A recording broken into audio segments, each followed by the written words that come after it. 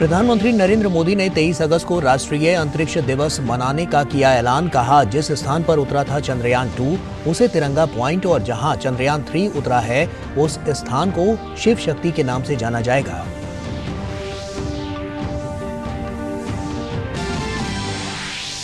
PM Modi ने भारतीय वैज्ञानिकों की सराहना करते हुए चंद्रयान महाअभियान को बताया पूरी दुनिया की सफलता। कहा, आज दुनिया हमारी तकनीक का, हमारी वैज्ञानिक सोच का लोहा मान चुकी है।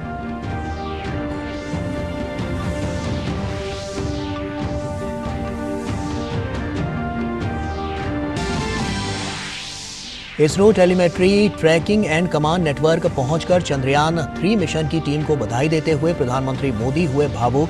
कहा, भारत में आते ही जल्द से जल्द आपके दर्शन करना चाहता था, आप सबको सैल्यूट करना चाहता था।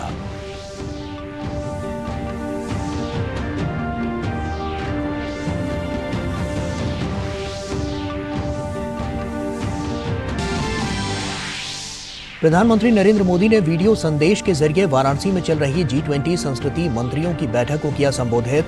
कहा, संस्कृति के संरक्षण के लिए कर रहे हैं प्रौद्योगिकी का प्रयोग। बैठक के अंतिम दिन आज घोषणा पत्र भी होगा जारी।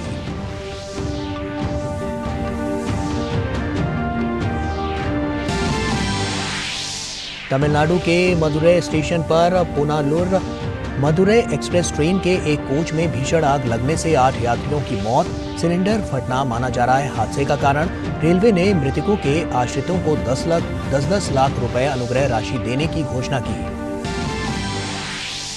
और खेल की खबरों में विश्व बैडमिंटन चैंपियनशिप में आज भारत के एचएस प्रणय खेलेंगे। पुरुष एकल वर्ग का सेमीफाइनल थाईलैंड के कुनलावत विदितसान से होगा मुकाबला। प्रणय ने क्वार्टर फाइनल में टॉप सीड विक्टर एक्सेलेसन को हराकर पदक किया था पक्का।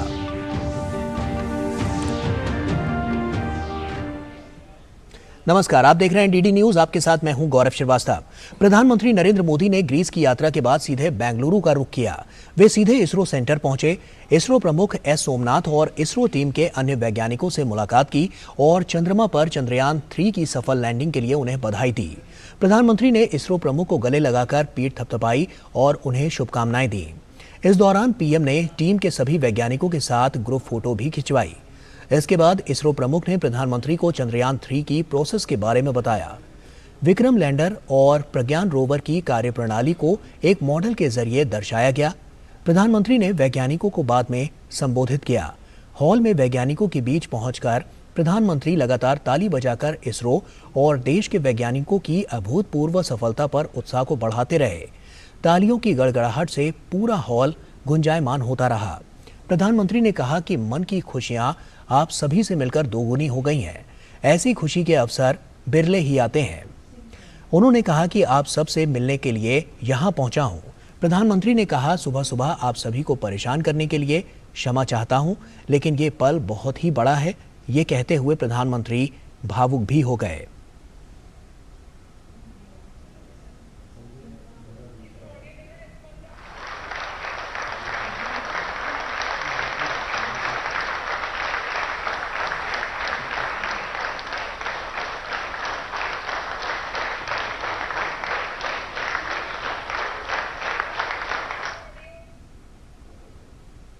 बेसब्री मेरी और मुसीबत आपकी।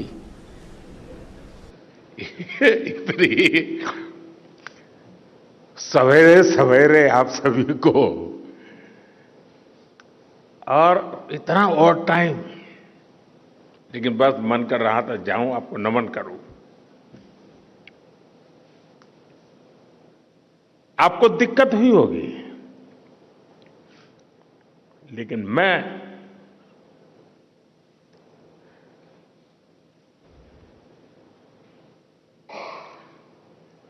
भारत में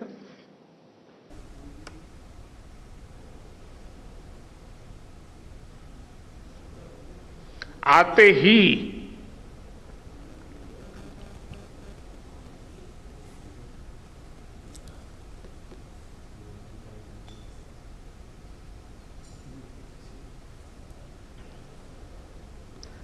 जल्द से जल्द आपके दर्शन करना चाहता था। और वहीं उन्होंने वैज्ञानिकों के अथक परिश्रम को सैल्यूट किया। उन्होंने कहा कि देश को जिस ऊंचाई पर वैज्ञानिकों ने पहुंचाया है, ये असाधारण है। सैल्यूट आपके परिश्रम को, सैल्यूट आपके धैर्य को, सैल्यूट आपकी लगन को, सैल्यूट आपकी जीवटता को, सैल्यूट आपके जज्बे को। आप देश को जिस ऊंचाई पर लेकर गए हैं, ये कोई साधारण सफलता नहीं है। ये अनंत अंतरिक्ष में भारत के वैज्ञानिक सामर्थ्य का शंखनाद है।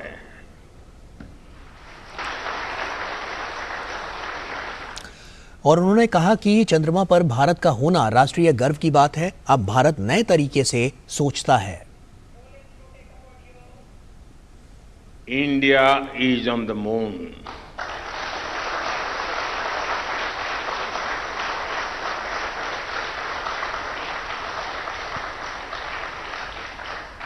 We have our national pride placed on the moon.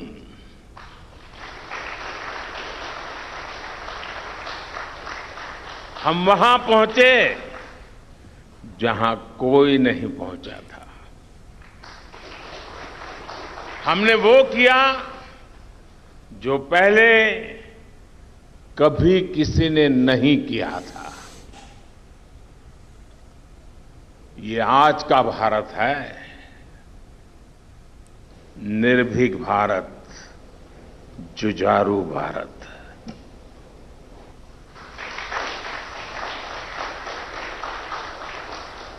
ये वो भारत है जो नया सोचता है, नए तरीके से सोचता है, जो डार्क जोन में जाकर भी दुनिया में रोशनी की किरण फैला देता है। और वहीं उन्होंने कहा कि 21वीं सदी में भारत की ये क्षमता स्पेस सेक्टर के लिए नई संभावनाओं को जन्म देगी। भारत ने चंद्रमा के डार्क जोन पर जाकर रोशनी की है। 21वीं सदी में यही भारत दुनिया की बड़ी बड़ी समस्याओं का समाधान करेगा।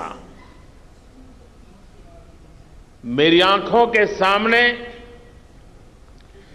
23 अगस्त का वो दिन, वो एक एक सेकंड बार बार घूम रहा है। जब टचडाउन कंफर्म हुआ तो जिस तरह यहां इसरो सेंटर में पूरे देश में लोग उछल पड़े, वो दृश्य कौन भूल सकता है।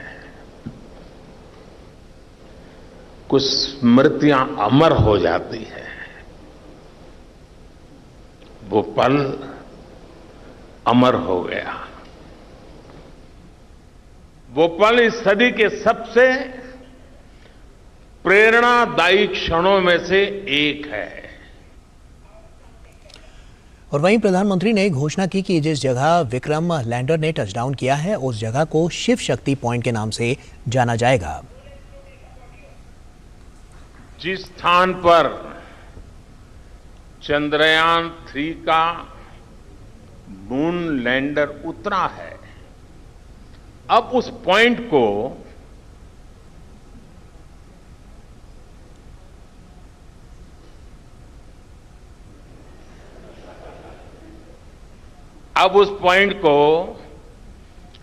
शिव शक्ति के नाम से जाना जाएगा।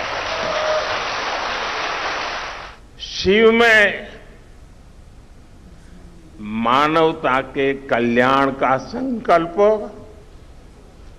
समाहित है और शक्ति से हमें उन संकल्पों को पूरा करने का सामर्थ्य मिलता है।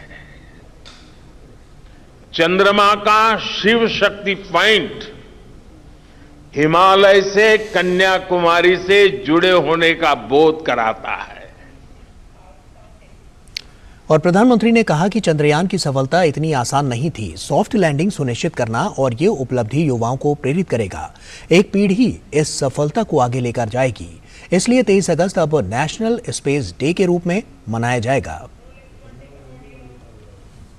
23 अगस्त को जब भारत ने चंद्रमा पर तिरंगा फहराया, उस दिन को अब हिंदुस्तान नेशनल स्पेस डे के रूप में मनाया जाएगा।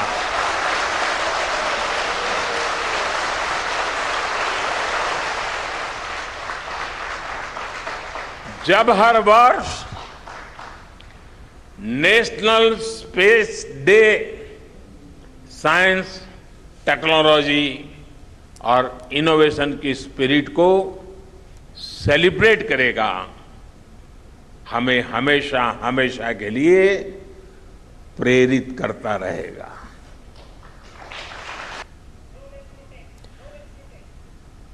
और वहीं उन्होंने महिला वैज्ञानिकों को इस सफलता के लिए शुभकामनाएं दी। उन्होंने महिला वैज्ञानिकों के साथ मुलाकात की और कहा कि मेक इन इंडिया अब चांद तक पहुंच चुका है।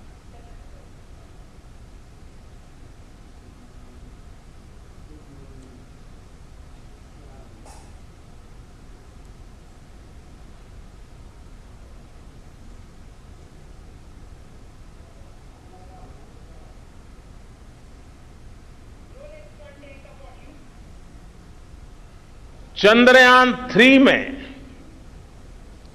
देश ने, हमारी महिला वैज्ञानिकों ने,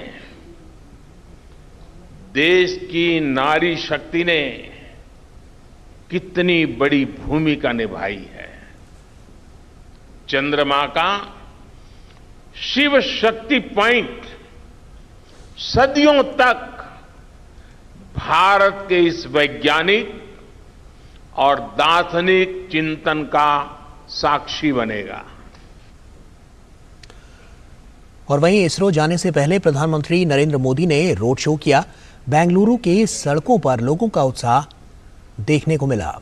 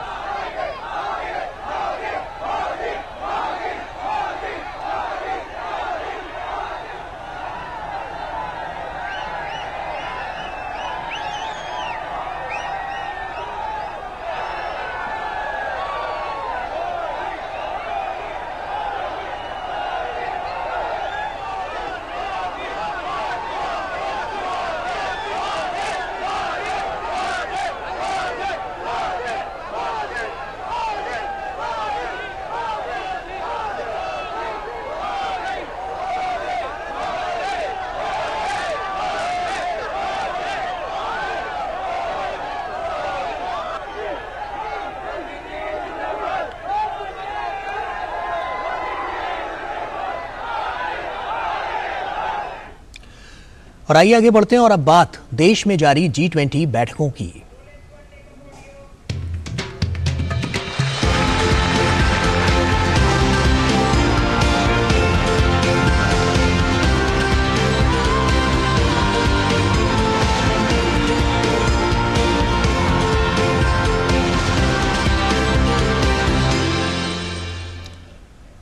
वाराणसी में चल रहे G20 के संस्कृति कार्य समूह व संस्कृति मंत्रियों की बैठक को प्रधानमंत्री नरेंद्र मोदी वीडियो संदेश के जरिए उन्होंने संबोधित किया।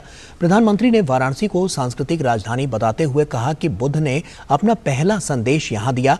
हमें अपने संस्कृति पर गर्व है और अपनी संस्कृति के संरक्षण के लिए प्रयास कर रहे हैं।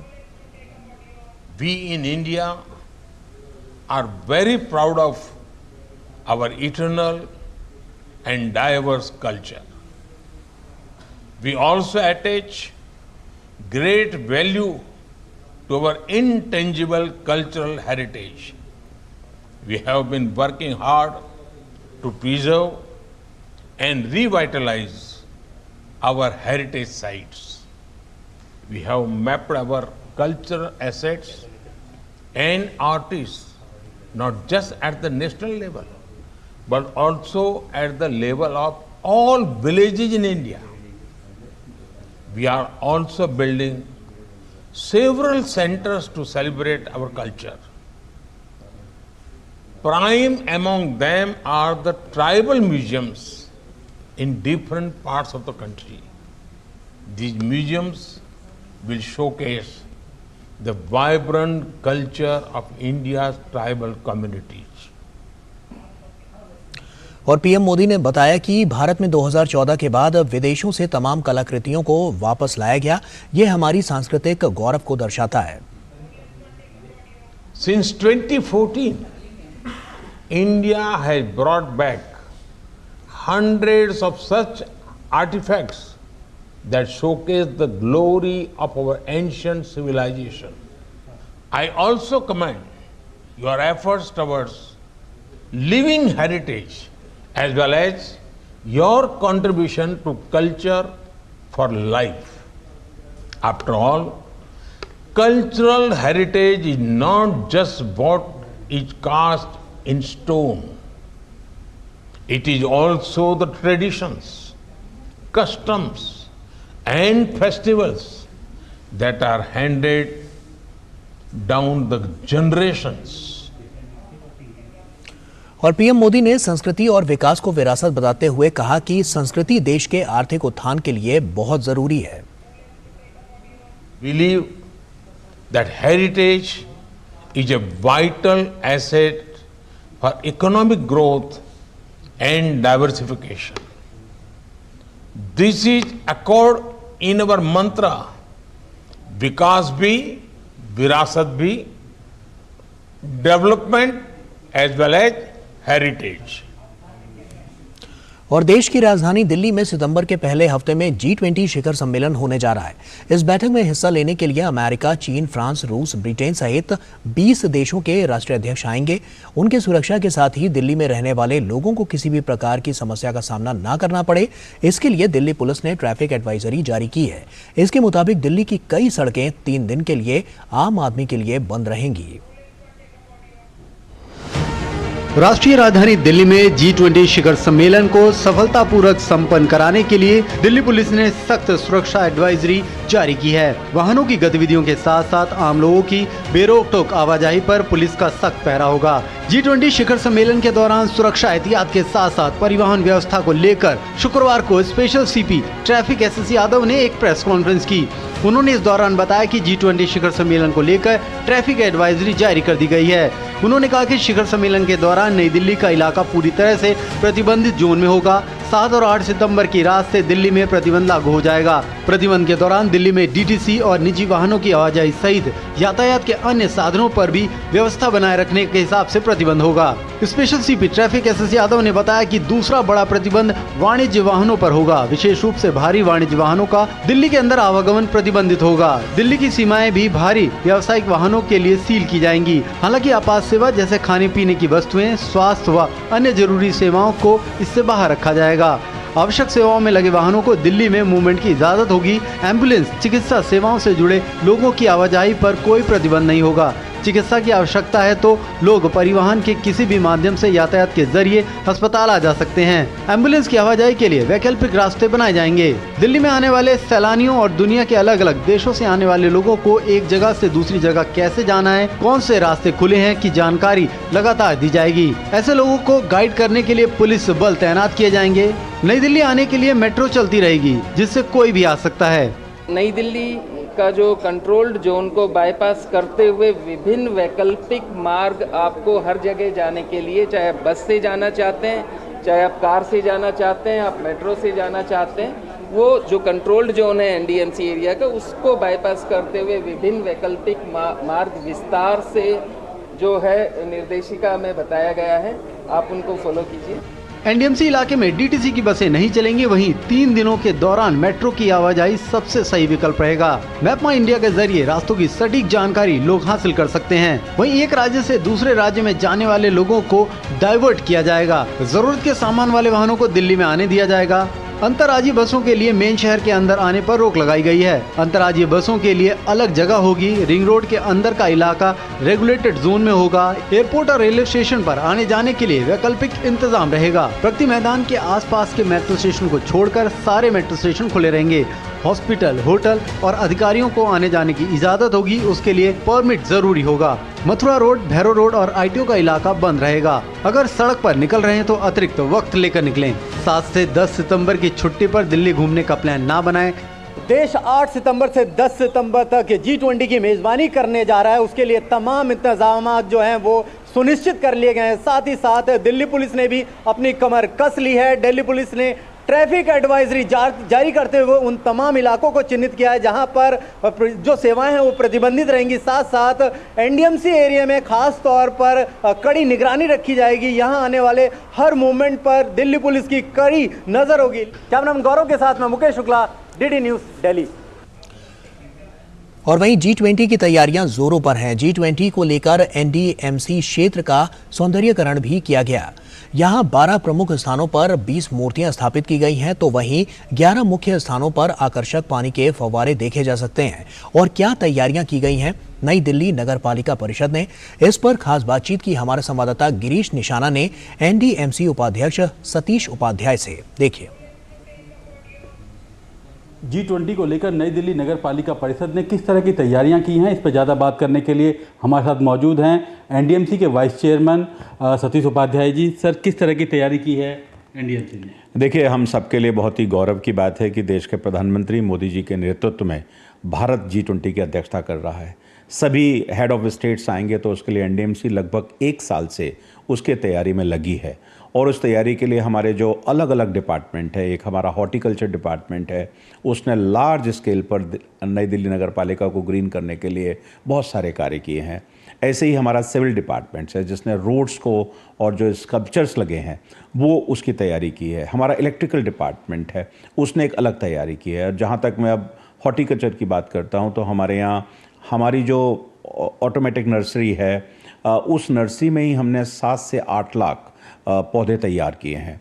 हमारी 32 रोड हैं जिन पे हमने ग्रीन बेड पूरी तरह से बनाया है। लगभग 3000 बड़े पौधे हमने लगाए हैं। लगभग 28,000 सैपलिंग, उससे ज़्यादा हम रोड्स पर लगा चुके हैं। साइड रोड्स हैं, सेंट्रल वर्ज हैं, इस सब पर हमने बहुत सारे प्लांट लगाया है। कुछ प्लांट्स ऐसे भी हैं जो मूवेबल प्लांट हैं कि जहाँ पर आप मिट्टी नहीं है वहाँ प्लांट्स खड़े कर सकते हैं ब्यूटिफिकेशन के लिए, वो हमने तैयार की है। बात करते हैं सिविल डिपार्टमेंट की, तो हमारे 41 रोड्स हैं जिसकी हमने रीसरफेसिंग की है, उनको ब्यूटिफाई किया है। उनके जो फुटपाथ हैं, उनकी जो सेंट्रल वर्ज है, उस पर ब्यूटिफिकेशन किया है।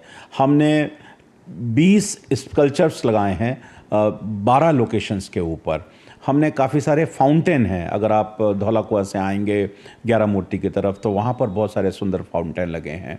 अगर आप प्रधानमंत्री निवास की तरफ जाएंगे तो वहाँ पर राजस्थान की कलाकृति बहुत शानदार संगमरमर की वहाँ लगी हैं। वहाँ पर हमने बहुत सारे फाउंटेन्स बनाए हैं, कलरफुल फाउंटेन है, उसकी हमने तैयारी की है। कनॉट प्लेस को भी हमने नई तरीके से संवारा है, उसका पूरा रंग नई तरीके से हुआ है। SBI कॉर्प्स की मदद से CSR में हमने उस काम को आगे किया है। हमारे 2 फ्लाईओवर्स हैं, एक रंजीत सिंह फ्लाईओवर है, एक सफदरजंग फ्लाईओवर है। उन पर हमने बहुत सारे फ्लैग्स लगाए हैं, उनको पूरा रिवैम्प किया है। हमारे इलेक्ट्रिकल डिपार्टमेंट ने इन दोनों ही फ्लाईओवर्स पर डिजिटल शानदार लाइटिंग की है। मौर्या वाली रोड है, वहाँ पर भी प्लांट्स को ब्यूटिफाई करने के लिए, एरिया को ब्यूटिफाई करने के लिए लाइटिंग की है। और लगातार इसमें हमारे तीनों डिपार्टमेंट्स ने शानदार कार्य किया है। हमने हमारी जो मार्केट एसोसिएशन है, उन मार्केट एसोसिएशन पे जहाँ पर कंक्रीट है, वहाँ हमने 80,000 पॉटेड प्लांट्स को लगाया है। आप खान मार्केट जाएंगे, आप लोधी रोड मार्केट जाएंगे, आप पंडारा मार्केट जाएंगे, आप कनॉट प्लेस जाएंगे, तो आपको दिखाई देंगे कि हमारे प्लांट्स वहाँ पर लगे हुए हैं। और ये प्लांट्स लगने से दिल्ली की जो ब्यूटिफिकेशन है वो बहुत शानदार हुआ है। G20 के लिए हमने लगातार बहुत तैयारी की है और NDMC पूरी तरह से विदेशी मेहमानों के स्वागत के लिए G20 का तैयार है। तो कहीं ना कहीं एनडीएमसी पूरी तरह से तैयार है G20 के मेहमानों का स्वागत करने के लिए। कैमरामैन रविंदर के साथ गिरीश निशाना, डीडी न्यूज, दिल्ली। और तमिलनाडु में आज सुबह एक बड़ी ट्रेन दुर्घटना हो गई। यहां मदुरै स्टेशन पर खड़ी पुनालुर मदुरै एक्सप्रेस के कोच में आग लग गई। आग लगने से 8 लोगों की मौत की खबर सामने आई है, जबकि कई लोग घायल हो गए हैं। ये ट्रेन लखनऊ से रामेश्वरम जा रही थी। रेलवे से मिली जानकारी के अनुसार आज सुबह 5:15 पर मदुरै यार्ड में निजी कोच में आग लगने की सूचना मिली। अग्निशमन सेवाओं ने पहुंचकर आग पर काबू पा लिया है और अन्य डिब्बों को कोई नुकसान नहीं हुआ है। रेलवे ने मृतकों के आश्रितों को 10-10 लाख रुपए देने की घोषणा की है।